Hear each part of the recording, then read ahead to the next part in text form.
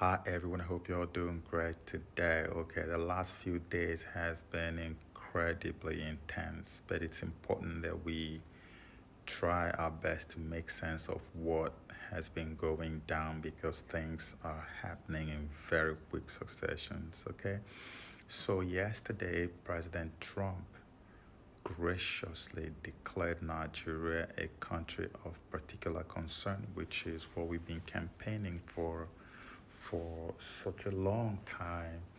And to God be the glory, He listened as always.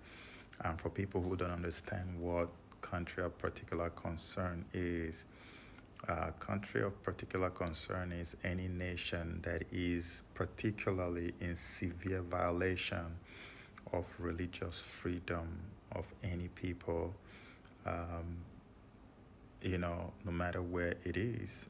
So, the United States of America, when they see that severe violation of religious freedom, when they see that, they have the right to declare you a country of particular concern. And when that happens, America can no longer have security agreement or security cooperation with you. America would then decide, depending on the severity of the violation, can decide to place sanctions on entities that are suspected or seem to fuel that religious persecution or support or sponsor it.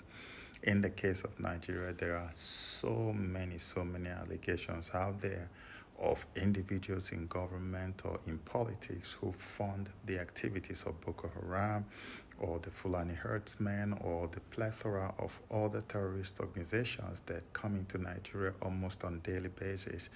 And now America, using their intelligence apparatuses, can find these people out and sanction them completely. Every single one of them. They are not just going to sanction them, they're going to sanction their businesses, their affiliations, their partnerships, everything and everyone connected to them. They're literally just going to cripple them. And that is not the only thing America can do. America can also send in boots on ground to protect Christians who are endangered, as you can see in this case, because President Trump, after making the announcement of designating Nigeria, less than 24 hours later, he just sent another big bombshell and said if Nigeria doesn't do anything, that America is going to step in. And he has even instructed the Secretary of War, Pete Hegseth, my brother, to be on standby and watch out. If Nigeria doesn't do something, they're going to come in because President Trump has received more than enough information on the severity of the violation. We are talking about genocide, not just persecution of Christians on a lighter note, but proper genocide taking place. Nobody will hear something like that and be comfortable. So this is what has happened. President Trump is going to take action, and I believe that the regime that has been refusing to admit that there is genocide of Christians in Nigeria, that has chosen the path of propaganda, denial, and lies, and then attacking everyone who spoke up, I believe by now they know that time is up. It's no longer business as usual. They must know that by now. Because when we started this campaign, in the usual Nigerian way, so many people joined in, especially after Mike Arnold, my brother that God used to rebuke the devil on our behalf, when they brought him with his partner as fact finders to come and change the narrative for the government and bend the truth, or rather even hide the truth and present the lies to the world. But God used him to give them a stunning rebuke, a divine repudiation. And before the whole world, at the very minute that they were supposed to tell lies about the ongoing genocide, they dropped the ball on the people who flew them into Nigeria and told the whole world that there is actually a massive, egregious, ongoing genocide taking place in Nigeria. That's Mike Arnold. I've made a video about him. That man He doesn't know what God used him to do. I know about Bill Maher, who also raised the alarms and started this whole firestorm. And what about Rep. Riley Moore? This man came into Congress. The minute he stepped in, he started fighting for Nigeria. In April, he was speaking about Nigeria on the floor of the House. In July, he was speaking about Nigeria on the floor of the House. I didn't even know that Ted Cruz was ever doing anything about Nigeria until Bill Maher thing happened. The Riley Moore, I've read about, I've seen him, and it's been there. And today, I'm not surprised that President Trump mentioned his name as one of the 2 or so people who will lead the team to get information back to him. So people have been on top of it. The only people that have been missing in action are Nigerian Christians and preachers, the ones we've always looked up to.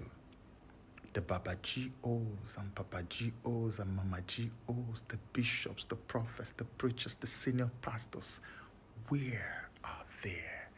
I have even made a separate video to ask, what's behind the silence?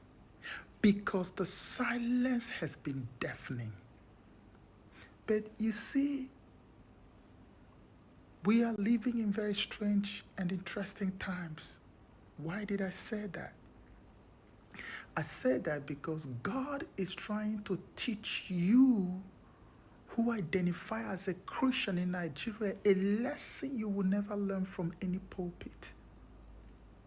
That God said in the scriptures that if man does not worship me, I will raise stones to worship me, is a reality, it's not fiction.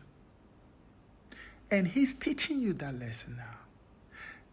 That regardless of the silence of those who should have spoken up a long time ago, who instead joined the political correctness of the day to deny, to deflect, and to propagandize, or rather keep quiet. God said, despite the silence, regardless of whether they reacted or not, I will still move with just a very few. If you check, after we started the campaign, so many people backed off. I don't know if it is for fear of what could happen to them or if it's because of the e-robots that the government of the day has unleashed on people who spoke up against this. They were attacking everybody left, right, and center on social media. Of course, nobody can ever, I can't get bullied. That's the funny thing. I mean, that's a different topic. But nobody in this world can bully me. But when that happened, so many people backed off. It was just me, Mike Arnold, and just a few people. And we kept posting. I'm pretty sure a lot of people will be like, why are these guys wasting their time? America is not going to come and save you. You already know that Donald Trump is a racist because that's what CNN has told them. That's what all this mainstream media has told them. That, Trump is. That's why many of them were angry with me for supporting Trump. I've been supporting and fighting for this man since 2016. God literally, I talked about it. Go to my YouTube channel. You will see my videos. I single-handedly sold President Donald J. Trump to Africans and watched his approval rating on the continent of Africa go from single digit to multiple double digits. God used me. I'm not making an empty boast. I set up a campaign organization for him, the first ever outside of the United States of America, or probably on the continent of Africa, that worked with his own Black Voices for Trump to win diaspora African votes for President Trump, and we did. When I was invited to his inauguration, I was not surprised. It was shocking the way it happened, but I wasn't surprised. Because I know that the lies against this man, I've spent the better part of, since 2016, trying to tell the truth to counter the lies. And today that all your pastors and bishops and everyone you look up to has failed to come to your aid, it is the same President Trump who has stepped in when everybody has looked the other way. Very big moral lesson to all of you. May God bless him. May God keep him. and may God continue to strengthen him as he comes to the aid of persecuted Nigeria. The United States takes action. Donald J. Trump addresses Christian persecution in Nigeria. In a stunning turn of events, President Donald J. Trump has taken a bold stance against the persecution of Christians in Nigeria, vowing to make it a country of particular concern and calling for immediate action to end the mass slaughter of innocent Christians at the hands of radical Islamists. President Trump's announcement came in the form of a series of tweets, in which he expressed his deep concern over the escalating violence against Christians in Nigeria. The president condemned the Nigerian government for failing to address the crisis, and called on Congressman Riley Moore and Chairman Tom Cole to investigate the matter and report back to him. The United States, under President Trump's leadership, stands ready to intervene and protect the Christian population, not only in Nigeria, but also around the world. The president's strong words have sparked a heated debate, with supporters praising his commitment to defending religious freedom and critics questioning the potential implications of military intervention. The situation in Nigeria has been dire, with thousands of Christians falling victim to brutal attacks and their communities ravaged by violence. The international community has been slow to respond, and President Trump's call for action has brought renewed attention to the plight of persecuted Christians in the region. As the news of President Trump's announcement spread, it sent shockwaves through the political landscape, with many wondering what the next steps would be and how the United States would navigate the complex geopolitical dynamics at play in Nigeria.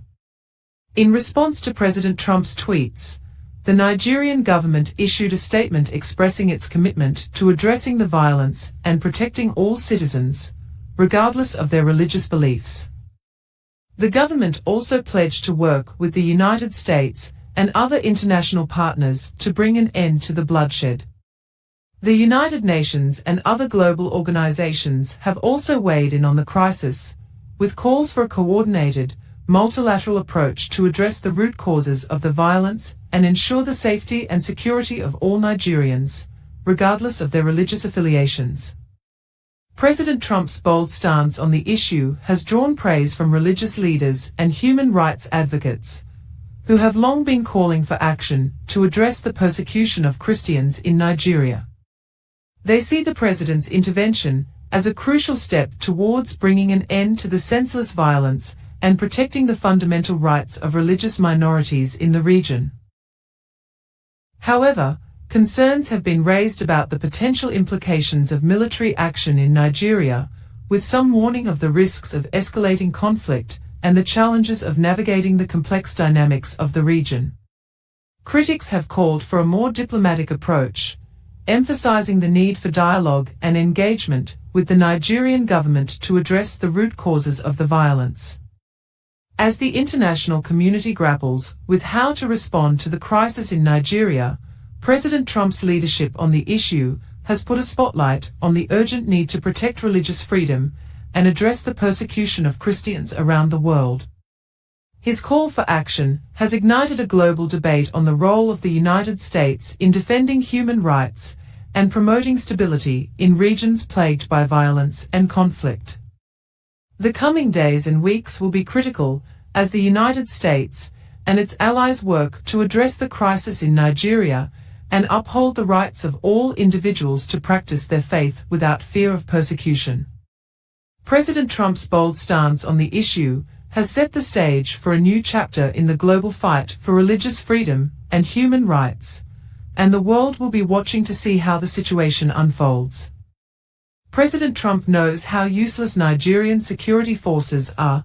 That's why he didn't waste time to say, the US military will move in and take quick and sweet action against Fulani terrorists killing Christians. Stay tuned and have a blessed weekend.